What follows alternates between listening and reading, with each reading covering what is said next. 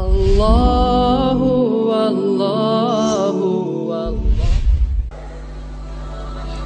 এবার আপনাকে একটা তাত্ত্বিক বিষয় বলি, যারা সালাত আদায় করে না। সালাত কি সোজা জিনিস? সালাতটাকে আদায় করতেই যে হবে তার বাস্তব একটা দিক। যারা সালাত আদায় করেন না, মাইকের আওয়াজ যাচ্ছে, আগামী ফজর থেকে আপনাকে সালাত আদায় করতেই হবে, সেই দাবি রাখলাম।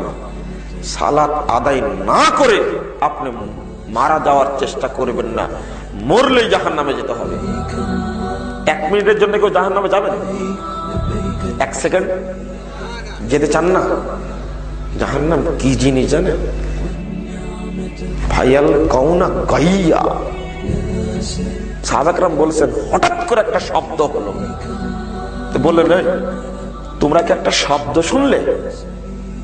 হ্যাঁ শুনলাম। তো জানো কি তোমরা এই শব্দটা কিসের? তখন বলছেন যে 70 বছর পূর্বে একটি পাথরকে জাহান্নামের মুখে ছেড়ে দেওয়া হয়েছিল। ওই পাথরটি 70 বছর পরে আজকে জাহান্নামের তলদেশে নিক্ষিপ্ত হলো।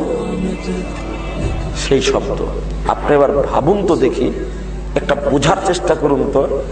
একটা পাথর ছেড়ে দেওয়ার পরে ও 1 মিনিটে কত দূর নামতে পারে?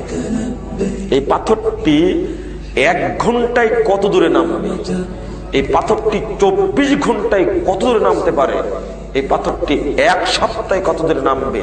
এই পাথরটি 1 মাসে কত দূর নামবে? এই পাথরটি 1 বছরে কত দূর নামবে? সেখানে 70 বছর যাবৎ নামলো, তলদেশে নিক্ষিপ্ত হলো। এবার ভাবুন আপনি জাহান্নাম কত গভীর। আপনি ভয় করেন না কেন? লজ্জা করে হলেও, একটু ভয় করে হলেও সালাত আদায় করা শুরু করো।